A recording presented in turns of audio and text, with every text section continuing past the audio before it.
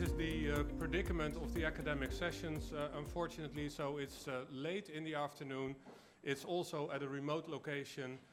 But I am pleased at least with the 3 speakers that we have, and I'm also, of course, pleased with the audience. This could be a Dutch panel because I'm Ronald Leenes. I'm at the Tilburg Institute for Law, Technology and Society, and I'll be chairing this session.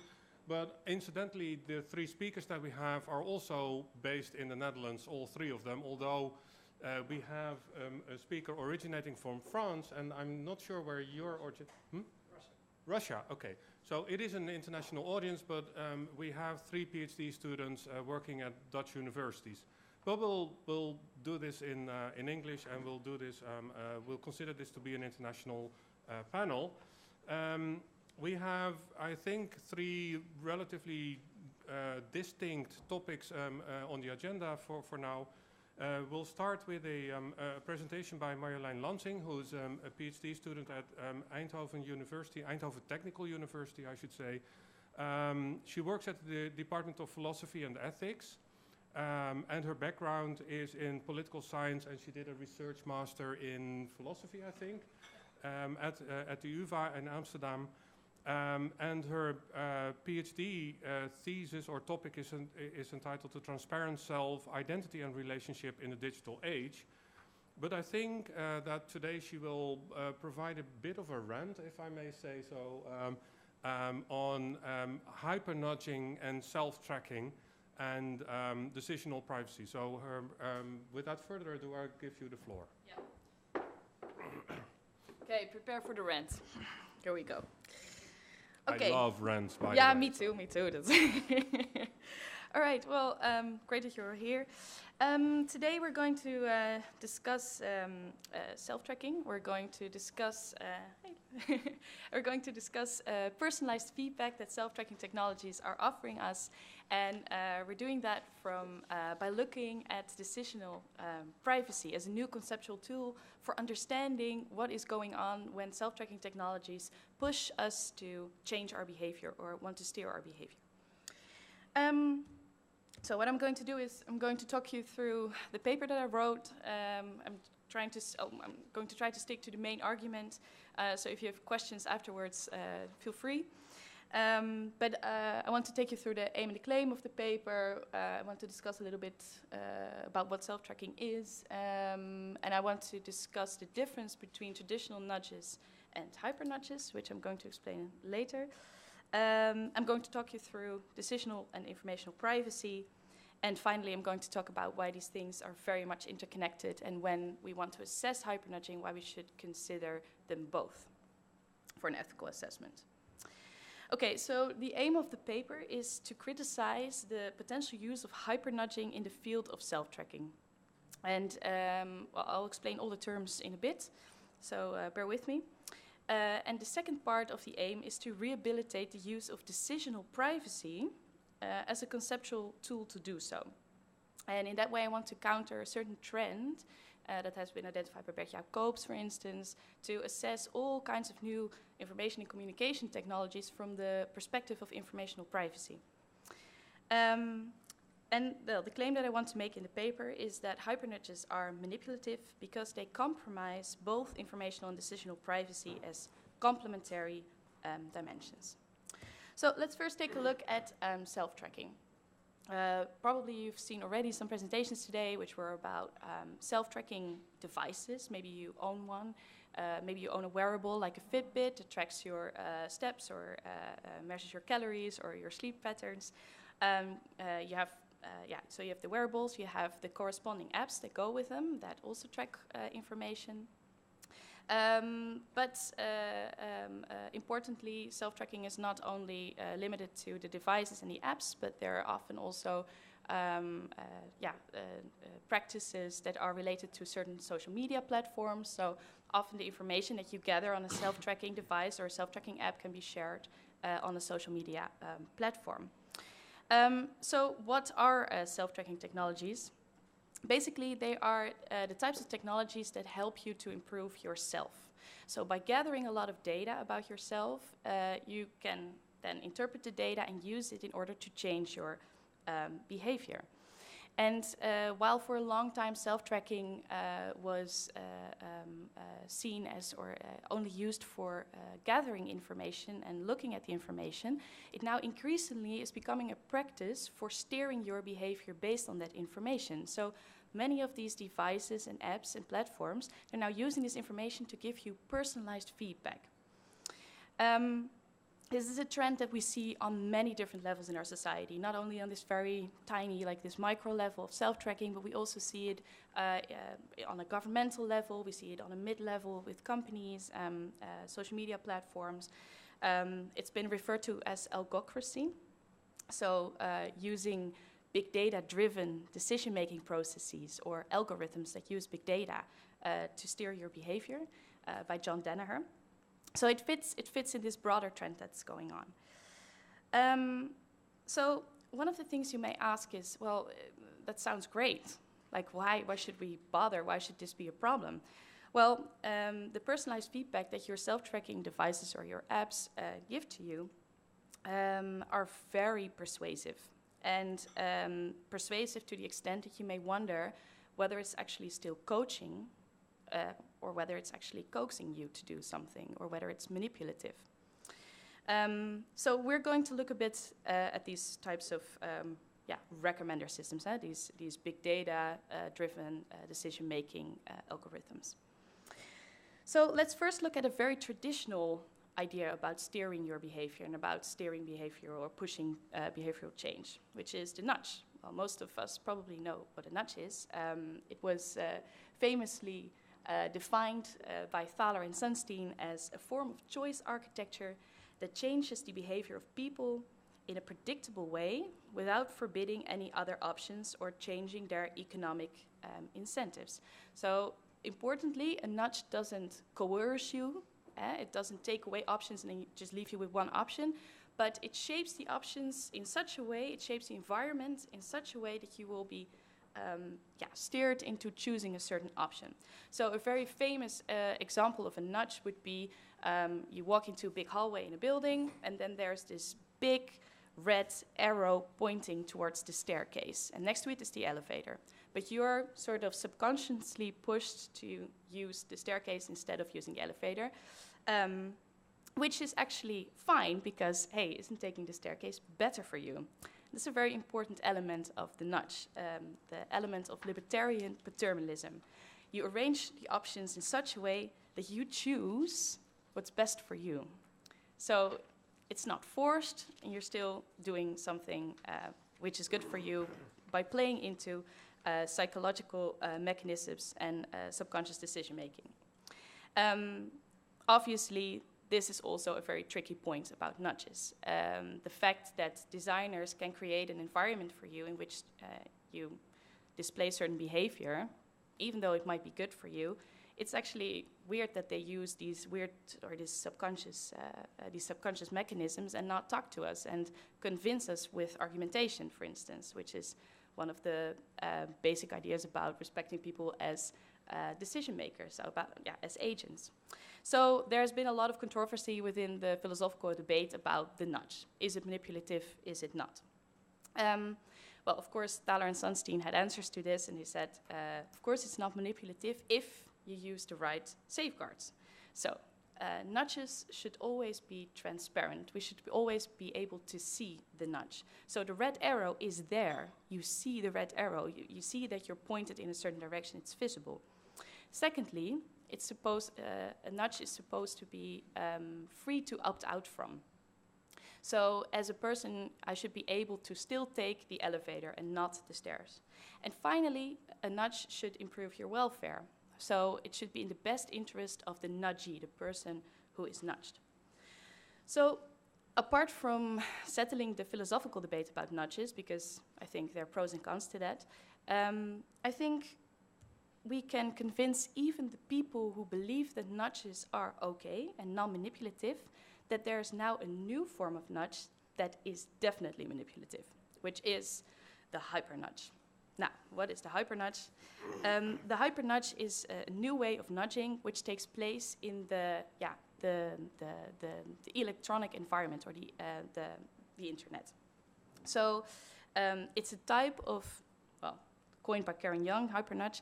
It's a type of algorithmic real-time personalization and reconfiguration of choice architectures based on large aggregates of personal data.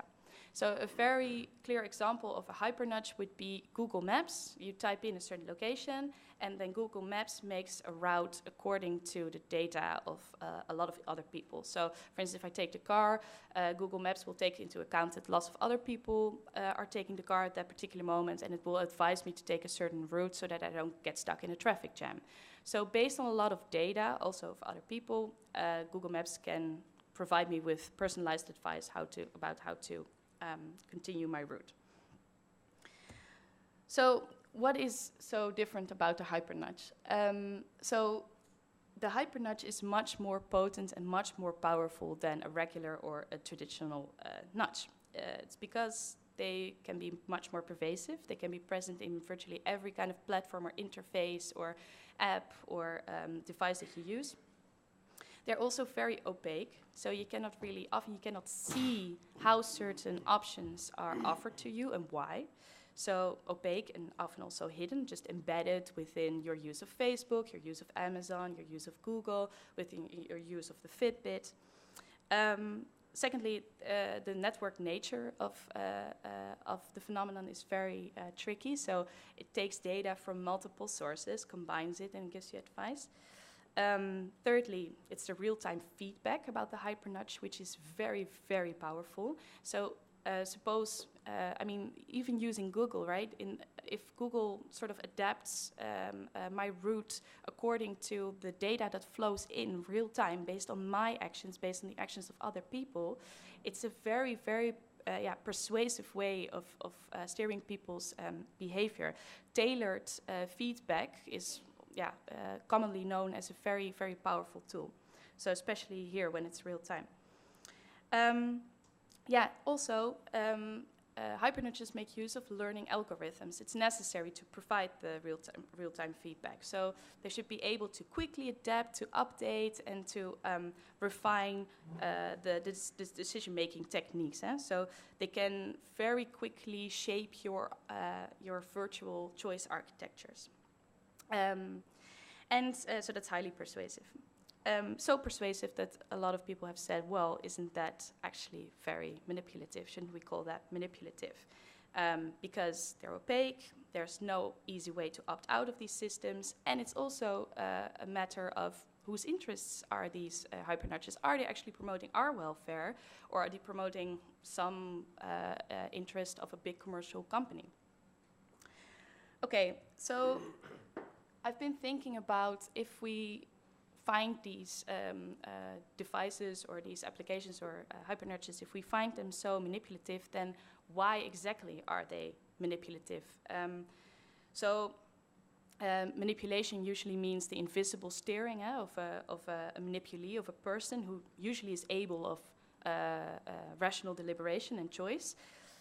By influencing the choice architecture, the decision procedure, or the content of preferences. And I was thinking, so what's so special about this type of manipulation, and how should we attack it? And I thought, well, the most important part, what makes these nudges so powerful, is the fact that there's a lot of surveillance going on, so a lot of data collection, and then that data is used to steer you personally. So I think that we can specify the form of manipulation going on in hypernudging, or in technologies that use hypernudging, as a violation of both informational and decisional privacy, and that we should address these issues as such as well. So for that, I briefly have to take a step back and look at what informational and decisional privacy were again. As I said before, there was a big trend for a long time to only use informational privacy when assessing new ICTs.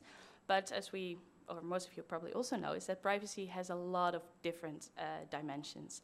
And Bert-Jaap Koop's typology, for instance, lists all of them, the bodily, the spatial, the proprietary, the behavioral. There's so many different dimensions of privacy that we can look at and that are described in different texts that maybe informational privacy could be enriched if we take a look again at all these different dimensions. So it was also proposed by the same typology to, based on a bit of an older text by Bloch, that we maybe should see informational privacy as the overarching aspect that's shared by all of these dimensions. And more specifically, maybe we shouldn't view informational privacy as separate from decisional privacy. There might actually be a reinforcing dynamic there. So, well, probably informational privacy you're all very much familiar with. It's about control access, about being able to have reasonable expectations and control about who has access to your information and to what extent. But decisional privacy is less commonly known. So decisional privacy is the right against unwanted access, such as unwanted interference or heteronomy in our decisions and actions. So this can encompass all kinds of aspects of our lives, including our lifestyles. So this also has something to do with reasonable expectations. Some people, well, it's fine if they interfere with our decisions based on our data, perhaps, but others not. Just going to jump quickly, because I feel we're running out of time. The point that I wanted to make with the two related dimensions is that in hypernudging, both informational privacy and decisional privacy are at stake. So in hypernudging, there's a lot of data collection, which is then turned into personalized feedback, which creates this hyper-personalized environment, and a sort of feedback loop in which data about your decisions and about your actions is then used to, again, have interference with your decisions and actions about which the information is again used for, etc. And that's, from a manipulation perspective, that's really tricky. So this is basically the sort of graph that I designed for that. Hypernudging uses the data collections about decisions and actions, feeds that into the interference, and based on that interference, real-time information flows back, and it's, again, a new way of influencing your behavior. So there are several ways in which this goes about. Hypernudges, use large-scale data collection and surveillance. Users virtually have no ability to control all this informational access to their decisions, so they don't know who has access to that information or who has access to the information in the future. They don't know how information about their decisions is interpreted or whether it's unbiased. This loss of control is one side of the coin.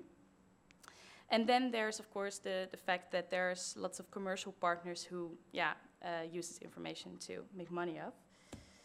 And then we go to the other side of the coin and we see, well, we can use the behavior information to interfere with decisions. And then one of the things that we see in hypernudging is that there are actually, black boxes. It's very unclear why users get certain recommendations. We don't know why certain options are selected, whether it's actually an optimization or a reduction or a restriction in options. We don't know who is responsible, who is actually interfering, companies, governments. We don't know how the data that you provide now will affect your chances or your behavior in the future. We don't know if the data is actually personalized or based on people like me, could be. So the question is, do the hypernudges correspond to the needs and the intentions of the user? And are these incorrect inferences or not? Anyway, it leads to a loss of control over interference with one's decisions based on your information. So to conclude, in the paper I sort of summarize and I say, well, we can say that A, self-tracking technologies that use hypernudging compromise a user's autonomy because hypernudging is manipulative. And B, the form of manipulation can be specified as a violation of informational and decisional privacy. And secondly, I do think that there's value in decisional privacy as a conceptual tool for assessing whether hypernudging compromises or actually strengthens autonomy, because these things are so closely intertwined. So, this is a very speedy way of summarizing the paper, but for all the technical details, you can always counter me and or ask me questions. All right. Thank you, Marjolein. First. So, it is contrary to most panels here at CPDP. This stuff is in writing, so you can indeed ask Marjolein for a copy of the current text, and hopefully she will amend the text on the basis of comments and then resubmit it to CPDP for inclusion in the conference volume. We have, and thank you for the very interesting overview. You've covered a lot of ground. There are many different discussions coming together in this paper. There is I will take one question now, and then at the end of the session, hopefully we'll have some time for a slightly broader discussion. Do we have questions in the audience? Lynette.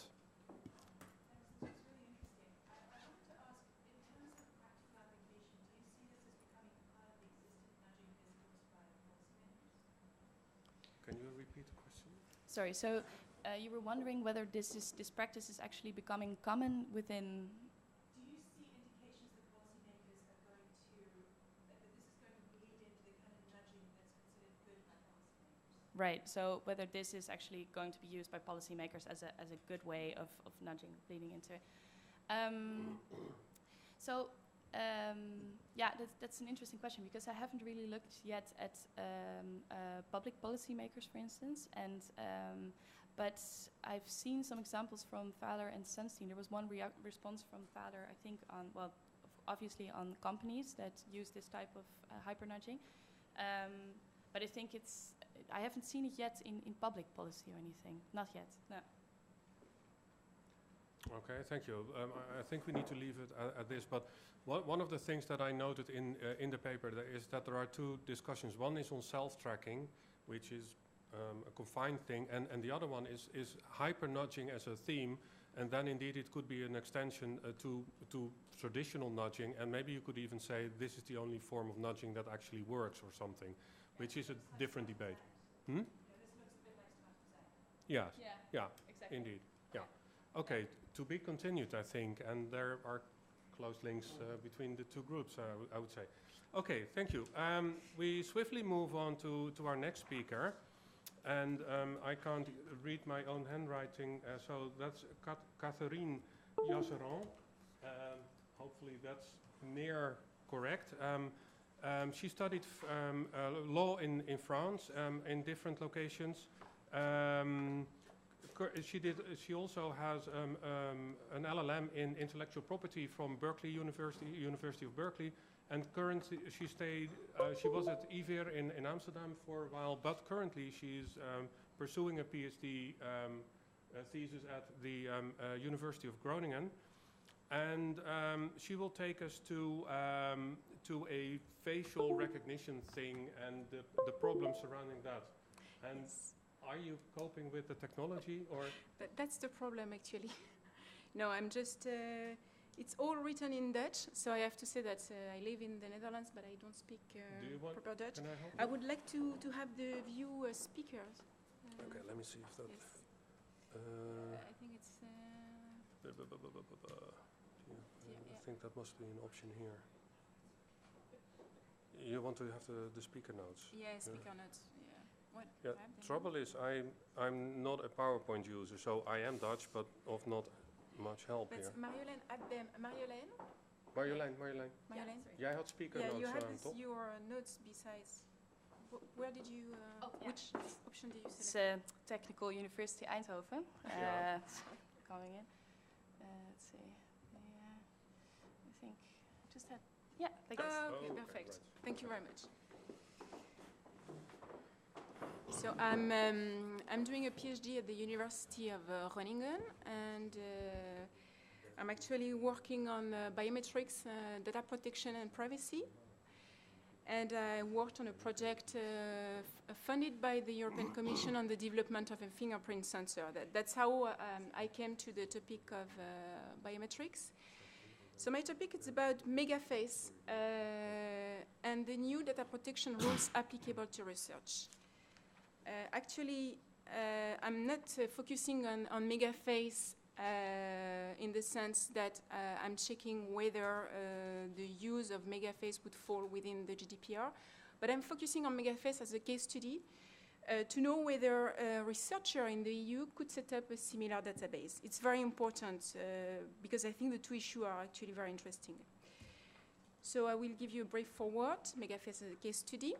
Then the legal issues that are quite technical, the qualification of facial images under the GDPR, the reuse of facial images for research purposes, and then I will wrap up with my findings and conclusion. I have to say that the paper that I submitted is a work in progress, and there is room for further improvement. So why did I focus on MegaFace, or large-scale facial database? Because I met a lot of scientists that complain about the competitive disadvantage that they had with the US researchers. They told us that US researchers could easily crawl facial images from the internet and reuse them for research purposes, whereas they were subject themselves to the consent from the individuals in case they wanted to constitute a face database. So MegaFace is not the only one large-scale face databases. Maybe you are aware of YouTube Faces, it's a public one, or FaceNet, but FaceNet is a private one. There are several databases that are private databases, and FaceNet has 500 million photos, if I'm not incorrect, over 100 million individuals, but it's a private database. So what makes the topic complex is actually the definition of the data stack. Biometric data, the way it's defined in the GDPR and how we can apply it. But also there is an uncertainty surrounding the application of the regime of sensitive data to facial images. I will of course discuss that.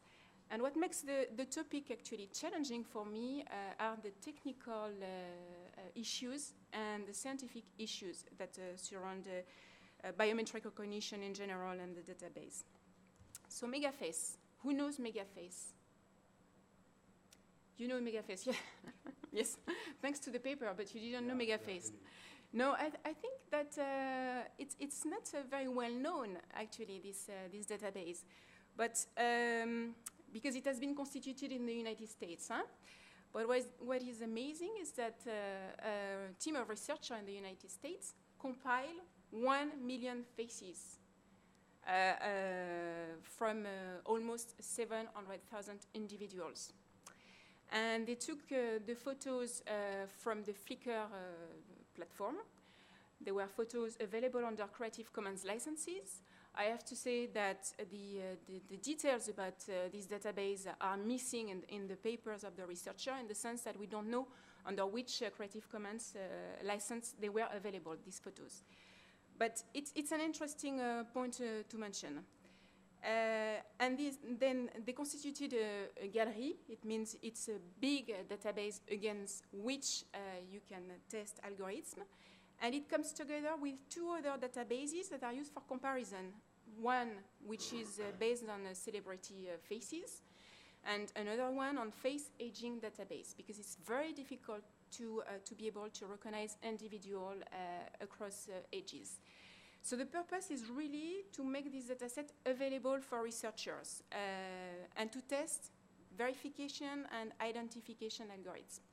So I don't know if you know a bit about biometric recognition, but biometric systems, they process biometric data mainly for two purposes: to identify individuals, establish their identity, or to verify their identity. So it's what actually law enforcement or police do when they find a fingerprint.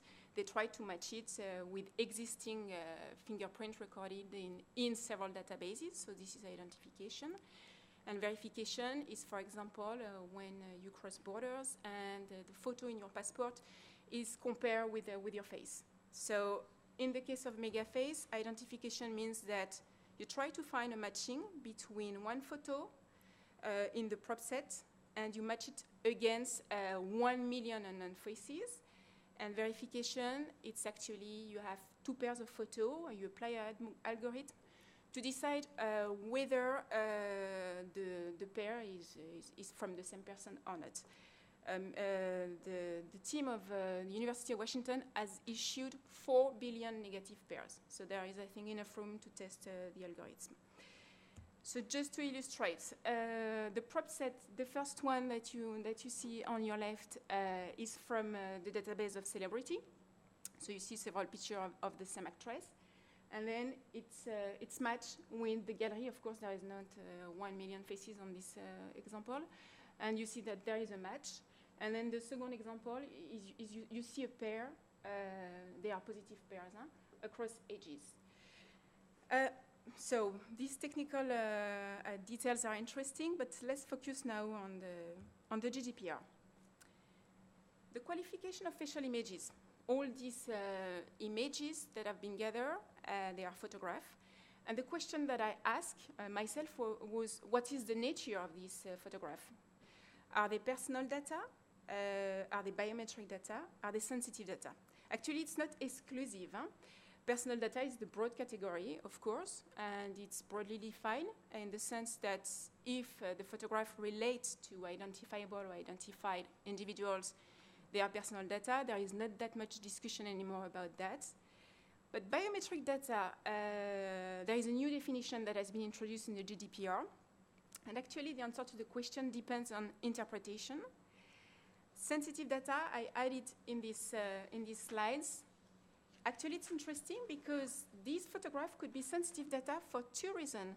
If they really reveal sensitive information about an individual, you have a list of sensitive data, such as health conditions, but also ethnicity or religious belief. For example, if a person is wearing a religious sign, or if they are biometric, processed to uniquely identify an individual. And I'm going to refocus on that. But this qualification is very important because it will determine which rule of processing we apply to the data. So facial images as biometric data. I have to say that the definition of biometric data in the GDPR is very confusing. It's defined in Article 4, paragraph 14 as, I'm sorry, it's not well aligned, but personal data resulting from specific technical processing. So it's a type of personal data that results from a processing. And this technical processing relates to biometric characteristics that you can measure to identify an individual. But the problematic part, I think, is the purpose, which allow or confirm the unique identification. What does it mean? It's very difficult to understand what it means. Does it mean verification and biometric identification?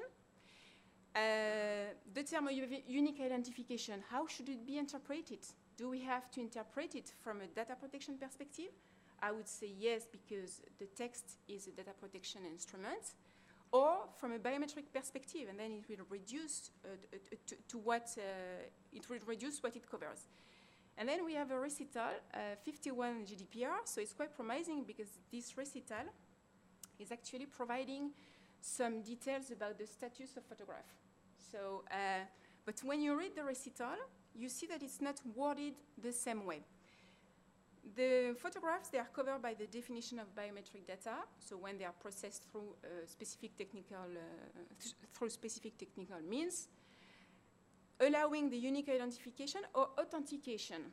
So in this recital, you see that actually the two purposes for which biometric data are processed, biometric recognition, are covered. Authentication is the synonym of verification, and you understand that unique identification in that case is biometric identification. But it's really ambiguous if you compare with Article 4, paragraph 14. And I think that we should not rely too much on this recital 51 because the recital is not a binding provision. So actually I have a personal opinion and interpretation, and I believe that unique identification refers to a threshold of identification from a data protection perspective. And it's certainly the highest one. It means that the individual is identified, or his identity is known, and you can either establish it or confirm it. So if you follow this interpretation, then you see that unique identification is covering verification and identification. Why it's problematic actually not to have a clear definition?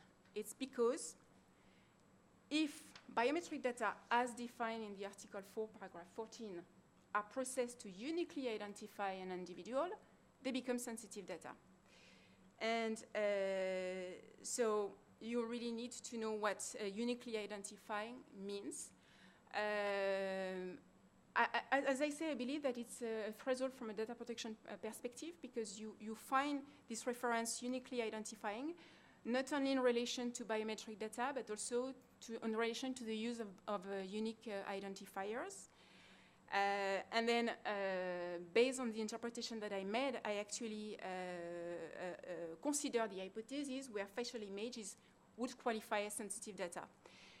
Then their processing is prohibited. This is a rule under the GDPR, unless an exception applies. So you see that there are several grounds to process sensitive data or biometric data that will process to uniquely identify an individual. You've got explicit consent. So if you go back to the scenario that I gave you at the beginning, we would constitute a similar database having the same characteristic. I don't think that the individuals that are portrayed on the photos have given any consent. It could be that some of them, but we don't know how many, they agree to have their photo reused under a Creative Commons license. But it could be as well that photographers or individuals who took pictures and that are not portrayed on this photo, they agree to release them under Creative Commons. So my point is to say that explicit consent, I think, is very difficult to defend. Data manifestly made available by the data subjects themselves. This is also disputable. Once again, we don't know who is at the origin of the release of the photograph. And it's not because it has been released under a Creative Commons license, and this would need further research, because this license, they cover copyright issue, they don't cover data protection issue. It's reuse under copyright rule. So I think it's quite disputable that you could invoke this ground. The most promising one is the last one, processing necessary for scientific research purposes if there are some appropriate safeguards. And appropriate safeguards, they have to be based on a law, EU and national law. Having said that, this is very interesting in regards to biometric data. The link between this exception and Article 89.1 of the GDPR, which is about the safeguards that should be adopted to use personal data for research purposes. This first alinea or paragraph put in place an obligation to put in place technical and organizational measures. And the example which is given is pseudonymization of data. So they are still personal data, but the idea is that you can separate the identifying information from the data themselves. But then this is very interesting, because if you think of facial images, how could you pseudonymize them and they could still be useful for biometric identification and verification? I don't have yet the solution. I don't know if I will have the solution, but I think it requires to do some research on the threshold of identifiability or de-identification from data protection and scientific perspective, and to see if we can define common criteria. But there is another ground that we could use, actually. The facial images, they are personal data, whether they are sensitive or biometric, but they are also personal data. And all these different categories of personal data, they have to comply with data protection principles, including the principle of purpose limitation. And the principle of purpose limitation is quite interesting, because it provides a presumption of compatibility of purposes if you reuse the data for research purposes. So maybe we could rely on this ground. Of course, we would have to ask ourselves whether we can use the same legal basis as the legal basis for collection or not. And there is a catch, I think, again, because this article 5.1b, this possibility to further process personal data for search purposes is also subject to the obligation of safeguards. So in conclusion, my findings. So my question was whether EU researchers, they had to obtain consent of individuals whose photo would be included in a large face database.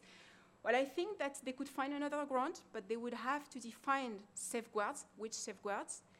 And I have to say that there is, again, an issue is that member states, they have the possibility to adopt stricter rules for the processing of biometric data. And this could include requesting explicit consent. So it seems to be circular. There is another interesting hypothesis that I didn't present. If you consider that facial images are not sensitive data, but just common personal data, then you will refer to different legal grounds for processing. It's under Article 6, and you might think of the legitimate interest of the data controllers as one of the possibilities. And last but not least, I know that researchers as well, they will be very interested in knowing the rules for the reuse of foreign facial database under the GDPR. But this, I keep it for another paper, because the issue is completely different. So. Thank you very much. The topic that you've addressed in the paper is very thorny and complicated, as you clearly outlined in the presentation. But it's also very relevant. We're engaged with data scientists that do a lot of research on images, and they love to have this kind of material. And the traditional data scientist has the idea, if it's on the internet, then I can use it for whatever I like. And so your story at least shows that it's slightly more complicated, and it's not, you don't reach definite answers yet, I think, but certainly we need to have the answers to the questions that you pose. But let me ask the audience if there is a pressing question for now, or a question. It doesn't have to be pressing.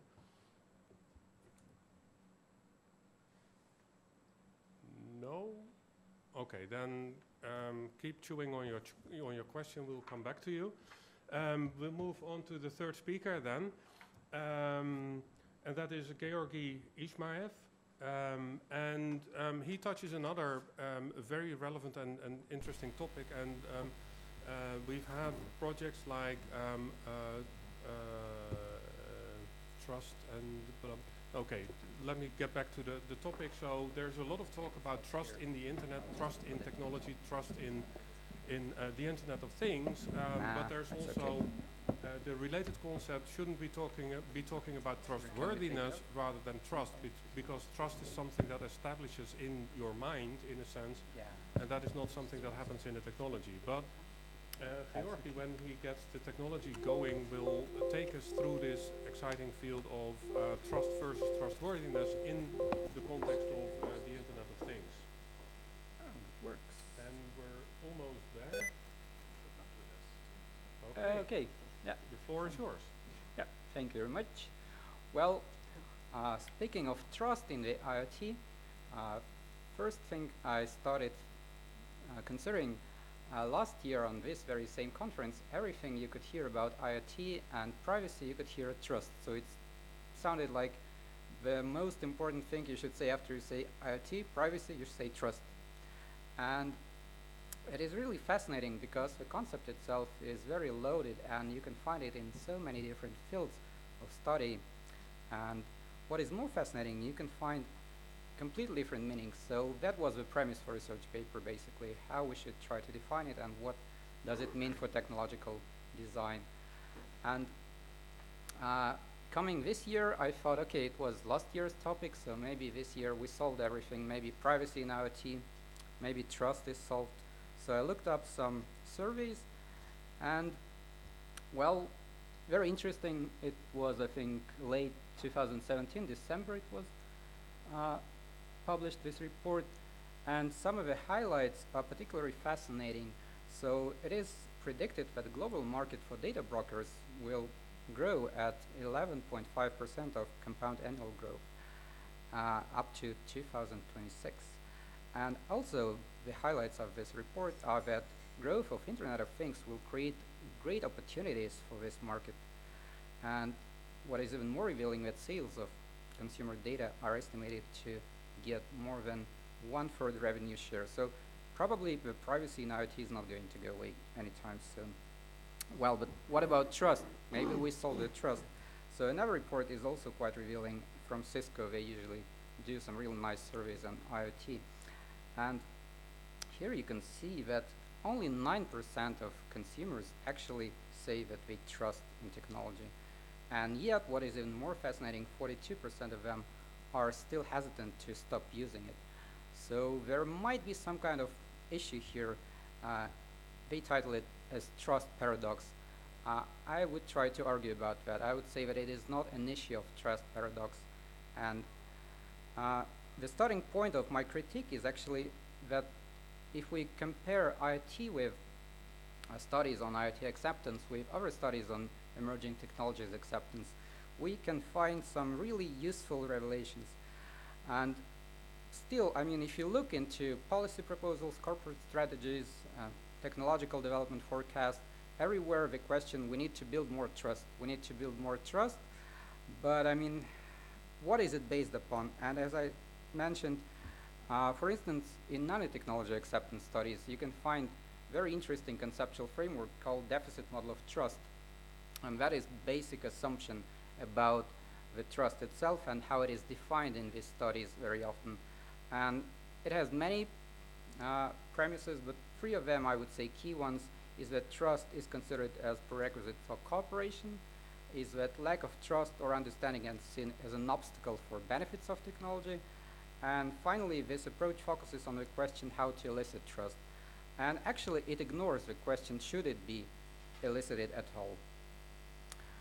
So what are limitations of a deficit model? Well, I mean, for anybody familiar with behavioral studies on privacy behavior, you could see that the gap between expressed opinions and actual behavior is very significant. And we can see habituation for privacy disclosures and resignation design as acceptance. And what it means that the easiest way is actually, it is very important conceptual thing. If we focus on trust, so we focused on how to elicit trust. And unfortunately, you could see it in so many products and designs which are built with this very purpose, how to elicit user trust as psychological disposition. I mean, that is fascinating example. God, thanks God, it's just a toy. It's not connected to internet, but it is a real product marketed as children toy, specifically for Christmas. And Alpha reports bad behavior to Santa. And of course, you have all the solutions using voice control interface. And there are very nice studies showing that people tend to trust something that imitates human behavior. So no matter what it is, chatbot, is it voice interface, if it's a toy for children that is internet connected, well, obviously children and adults, they tend to develop this kind of trusting attitude. So that is one consequence. And of course, if we look into the moral philosophers and how they define trust, you will find the other side of trust, or dark side of trust. Because the first thing is that trust presupposes vulnerability and risks. So it is inevitable. In any trust relation, the trusting party exposes herself to a risk. And well, it is intuitively very much clear, but also information asymmetry, power imbalance, all these things, they significantly increase this vulnerability. For party in the position of advantage, if we look from the more kind of pragmatic perspective, it is natural to default on trust obligations without repercussions, because it is how it can get most benefits. And of course, when parties have opposing interest, there is always a risk that if relation between parties is framed as trust, it is basically going to mask these vulnerabilities. So what is that we can consider from that?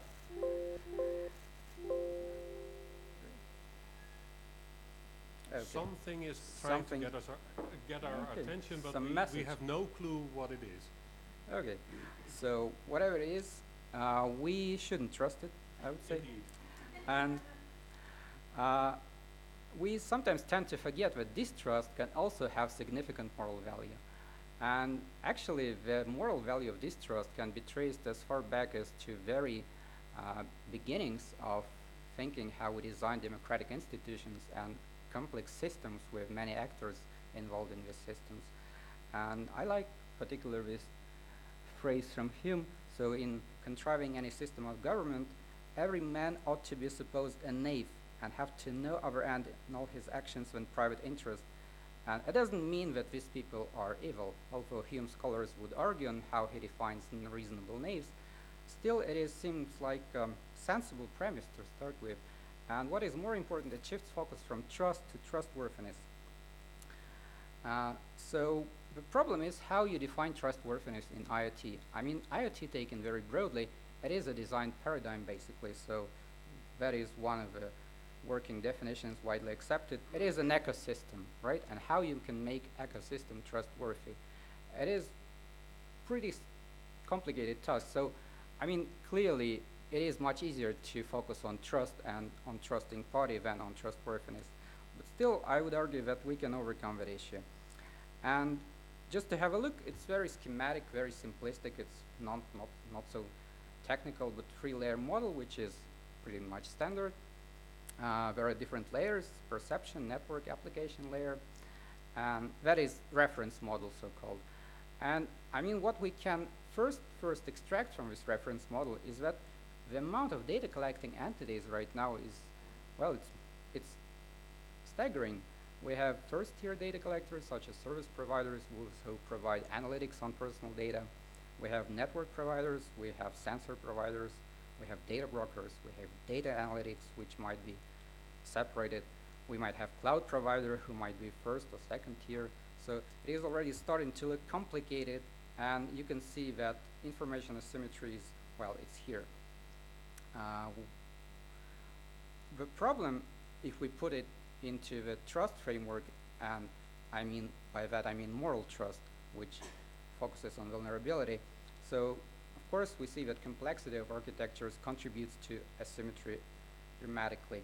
Of course data collectors have position of advantage, so you have choice and notice policies, you have basically take it or leave concept, and the ecosystem of private data markets is very opaque.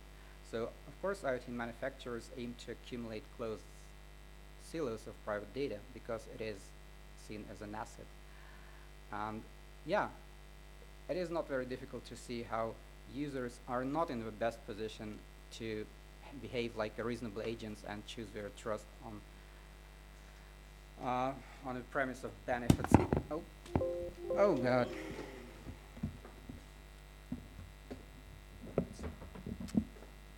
Okay, I'll keep this in mind. Thank you.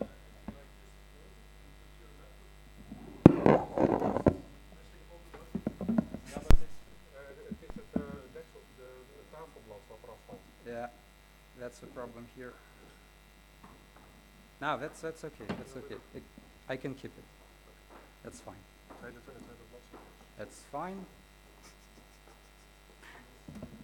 No. So if we look at a schematic of private data flow, that is, of course, very basic and kind of bird's view picture how the data is being transferred between perception, application, and network. You immediately see the number of private data collecting entities which are involved in this process. But I mean, if we consider how many of them are known to the consumer, well, most consumers focus on the application and perception layer, that is the device itself, be it home appliance or wearable or whatever it is. So when we ask consumers, do you trust this technology? First thing they think is about technological artifact itself. And well, maybe some users who are more considerate and more responsible in their privacy decisions, well, maybe they know hardware providers and both on side of application and perception and service providers if they're combined. But I mean, it is clear that all our entities, well, they are invisible, and amount of them and their identities are also invisible to consumer. So how can we achieve trustworthiness? How we can translate the human value of moral distrust into the technology, into the language of technology? And there are two principles we can start with. We should minimize reliance on trust. I heard interesting kind of previously idea that we should minimize trust. Well, yes, we should, but I think it is also important to keep in mind that in the design of architecture, we should minimize reliance on trust. How is it different? Well, it shifts responsibility from the user, actually, because he doesn't have to rely on trust. And of course, we need to decentralize trust whenever it's possible. I mean, it's pretty clear both in terms of Parliament of 18th century and both in terms of technology. We just cannot put everything on one entity. So, and here come the fascinating thing. Here come magical thing called distributed ledger, blockchain, and probably everybody heard about Bitcoin. Everybody heard about blockchain in one capacity or another. And I mean, it is very interesting, simple, elegant, and yet fascinating solution in its capacity to transform many industries, including IoT, including consumer IoT, and private data protection. So how many of you know how blockchain works, or distributed ledger? Okay, good. So I will just jump very quickly. The basic kind of idea of blockchain is that we should replace trusted authority, whatever it is and for whatever purpose, with decentralized network. And we can achieve that with purely with technological means without relying on any legal assistance. And of course, I mean, most famous example of blockchain implementation, and why I say distributed ledger and blockchain, I use it more or less interchangeably, but of course distributed ledger is more inclusive definition, because now we have very interesting protocols such as IOTA, which are similar to blockchain, but they aren't blockchain. So just to be inclusive and not to ignore other interesting developments in this field. How it works? It works actually very kind of simple if you look from that perspective, again, bird's view. So if two parties, always Bob and Alice, of course, if they want to make some agreement, whether it is a contract or transaction, they can do it in following way. So Bob, using digital signature, which is an encryption procedure, signs the transaction, which can be a piece of code, and broadcast to a decentralized network. And this network of nodes, or miners as they know, they compete for ability to process that. And in this kind of architecture, what is unique, Bob doesn't have to trust Alice. Bob doesn't have to trust any of the miner. No one has to trust anyone to a degree. I will explain why later. So, and smart contract for technologically inclined people, basically it is also a piece of code, but it's sometimes called Turing complete. Well, basically it can do loops, so it can make structured protocols of if-then, which is contract, how I understand it. Smart contract is just a fancy label. It became popular. And once this piece of code is validated, that it was signed properly, and that is not a double transaction, that it wasn't used before, it is added to the ledger. And this ledger is called immutable for this very reason, because it is stored on distributed network, and there is no single authority which would be able to append this ledger without abiding by the protocol rules. So it works nicely. You have really resilient structure, and it is transparent. If it is permissionless ledger or public ledger, everybody can verify that this was done in accordingly with contractual agreement and that contract was implemented properly. So what it means for data transfers and IoT, this means that you can encode the transaction of private data in very precise means, and it will be implemented exactly how it was decided. So it is completely different modality, if you want, of contract. It is not something which is permissible under the current legal regulation. It is just either possible or not within this protocol.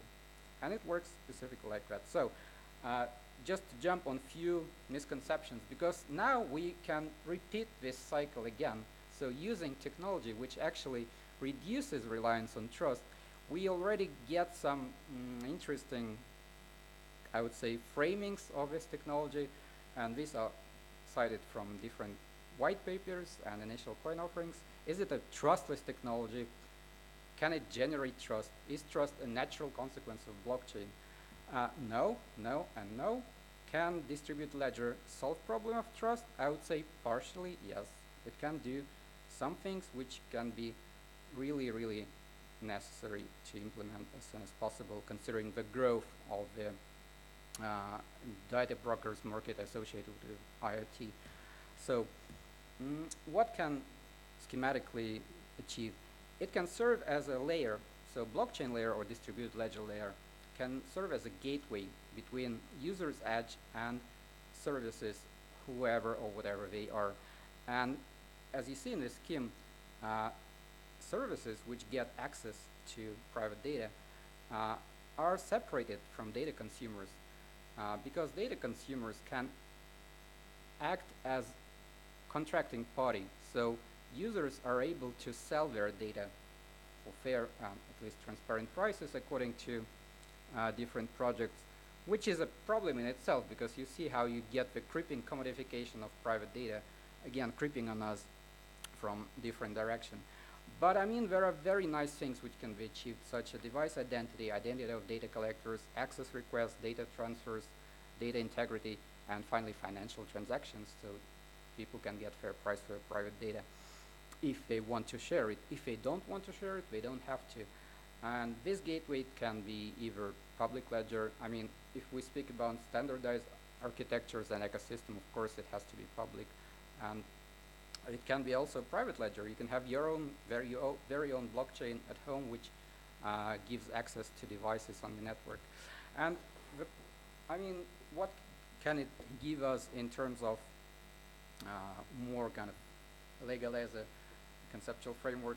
It can remove centralized data intermediaries. It can standardize data transfers among a range of service providers. It can secure data and enforce privacy policies.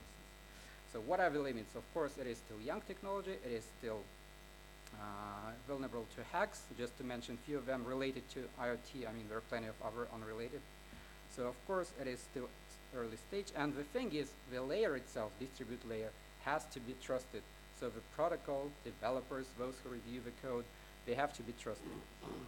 And to finish with this kind of, which I really, really like, now that we have so many implementations of blockchain, and you hear things like blockchain plus artificial intelligence plus virtual reality, and the complexity is staggering. But I mean, behind this joke is a very important issue because it promotes new inequality, new informational asymmetry. It reduces it on one hand, so for users they can get more kind of reliable control over private data, but the technology underlying itself, it is so complex. Many people within the field sometimes fail to follow it if it is out of their expertise. And I think what it means that we can revisit the idea of trusted label again. Maybe it can even become more relevant than ever because there is essential need for independent audits of blockchain implementations. I mean, if you ask me, should we regulate Bitcoins, it's absurd. I mean, it is a completely different thing. But if you ask me, should we try to do some kind of system which would provide audits for new IoT implementations with private data on blockchain? Yes, because you see already corporate, I mean, developers are amazing in this field. There are many people committed to privacy, to value of privacy, but you already have big corporate actors jumping on this bandwagon, such as Axiom and others. They are trying to develop their own blockchain solutions. And with this, things can easily go completely wrong way, like putting private data on chain itself. That is absolutely unacceptable. That should never happen. That will be end of privacy as we know it. So it is kind of very promising technology, but it requires very careful considerations. And I think that some initiatives driven not by market and not just by community enthusiasts, should be taken to mitigate and for these issues. Thank you. I want to say two things about predictability. One, I propose that you remain there to keep the setup predictable, by all so means. that it doesn't collapse. And the second thing, the blockchain story was not to be inferred from the paper. It was very early draft. Yeah. Okay, there is room for one question, and then I'm opening the floor for another one or two questions for the entire panel. Frank, are you raising your hand? No, no. Okay. But now I got your attention. No. Okay. So as far as you mentioned, the user interacting with different electrical hardware, uses that actually go to the graphic, you said that it seems likely that the consumers only see part of the entire ecosystem.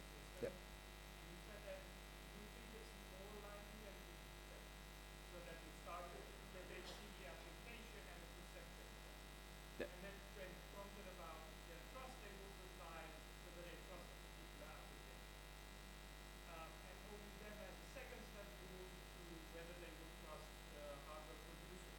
So if you take your example of the Amazon Echo, I'd be rather expecting consumers to say, well, I trust Amazon or not, before answering the question whether they trust the particular device. So is that an established link or fact that they go for the application particularly where they would locate their trust, or isn't it rather the case that they focus on a bigger entity with a brand that serves as a trust label, such as the one that you just mentioned you would have to establish for a lot?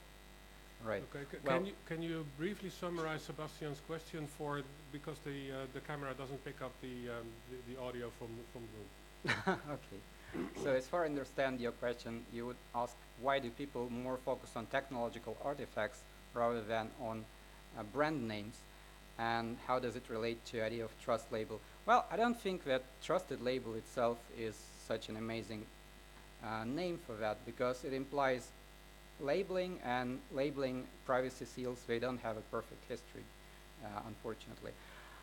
But what I mean by trusted label is that some kind of initiative coming not from the market is really necessary to balance market-driven developments in this area. And going back to the first, to the starting part of your question, well, I mean, if you look in the studies on moral trust in technology, there is really a lot of evidence that people tend to focus on how they perceive the interacting technology itself. The thinking about the brand or corporate entity behind technology is kind of afterthought, and this is especially true if people become used to technology. So they become kind of so used to it, they start to think of device as their own device, and only then that is actually connected to this complex network of all the entities involved in this data flows. Great, thank you. Any more questions to any of the panel members? Charles?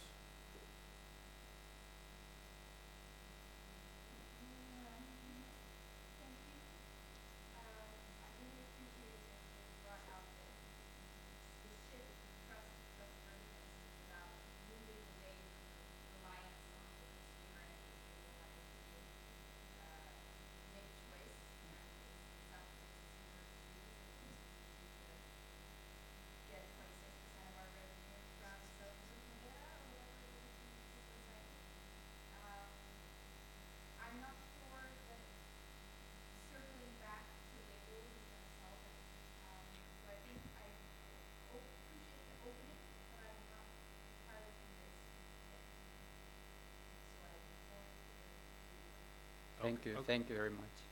I propose that we follow up on this discussion over drinks, which, by the way, are starting now in the other location. I would like to thank our three speakers, and I encourage them to work on the paper for the next round, and see you all on the other side and or tomorrow.